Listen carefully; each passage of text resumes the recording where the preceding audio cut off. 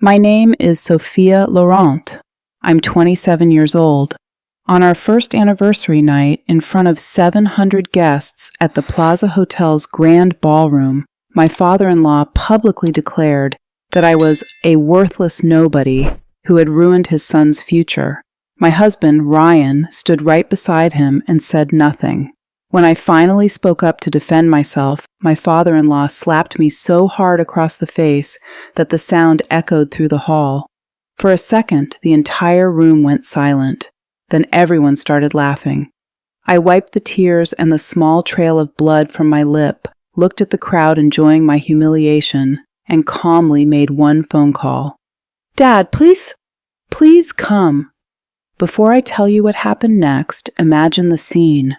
The ballroom was breathtaking. Crystal chandeliers glowed softly above us. A live jazz band played smooth music, and waiters moved silently with trays of champagne. Everyone was dressed in designer clothes. This was New York elite at its finest. For the first time in 2 years of marriage, Ryan's family was actually smiling at me, including me in conversations and treating me like I belonged. I stood there with a glass of champagne in my hand, feeling a rare warmth in my chest. Maybe they had finally accepted the simple girl their son had chosen. I met Ryan 2 years ago at Laurent Dynamics' Manhattan headquarters. I was the new, quiet software engineer fresh out of college, while Ryan was the confident, charismatic vice president everyone adored. He had the perfect smile, perfect suits, and the kind of charm that made people want to be around him. One ordinary afternoon, he walked to my desk, flashed that smile, and asked about a line of code. That small conversation turned into coffee breaks, late-night project sessions, and eventually something deeper. When he asked about my family, I lied. "My parents are gone. I've been on my own for years."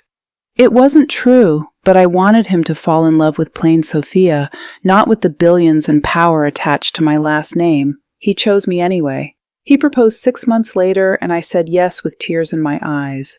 The problem started right after the wedding. Ryan's family came from old New York money and had big plans for him, marriage into another wealthy, well-connected family. To them, I was nothing. No fortune, no famous last name, no powerful relatives. At first, it was cold stares and awkward silences. Then the comments began. "You didn't bring much into this marriage." Did you? Such a simple background.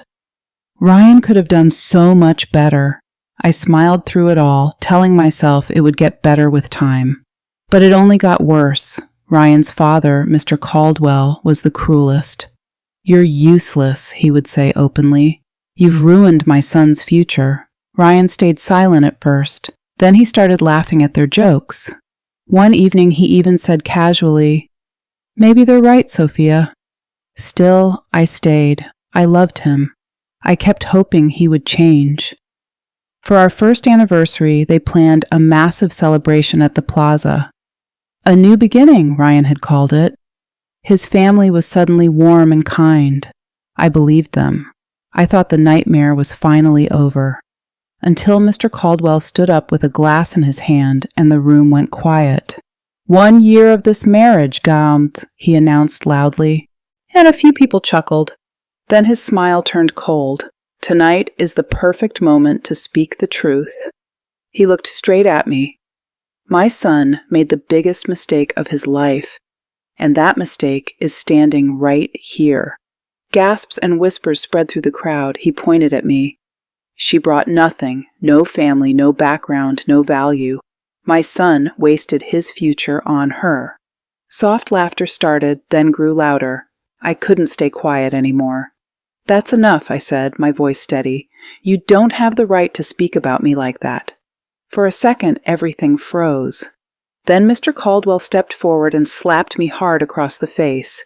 The sound rang out. My head jerked to the side.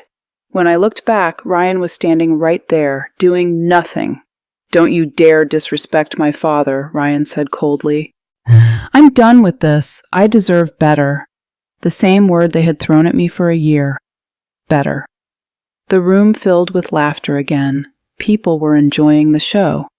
My cheek burned, but I didn't cry in front of them.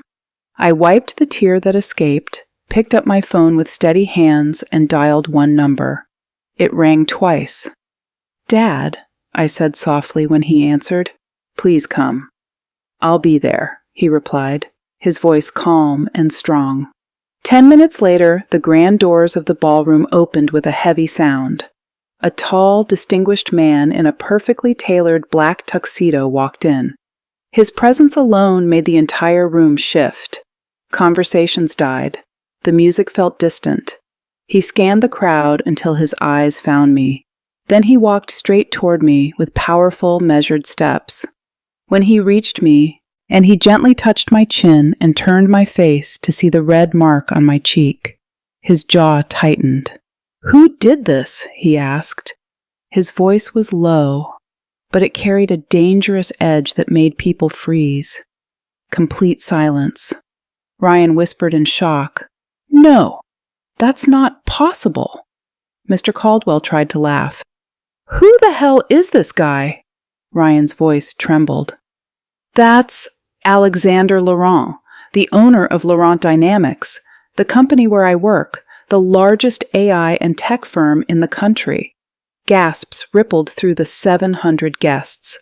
My father looked at Ryan and Mr. Caldwell with ice-cold eyes. "Because she is my daughter." The room exploded with shock. He continued calmly, "The company you're all so proud of? It has always been in Sophia's name. She asked me to stay hidden. She wanted your son to choose her for who she is, and not for her money or power." Ryan looked like he might collapse. "I didn't know, I swear I didn't know." My father stepped closer. "You didn't know?"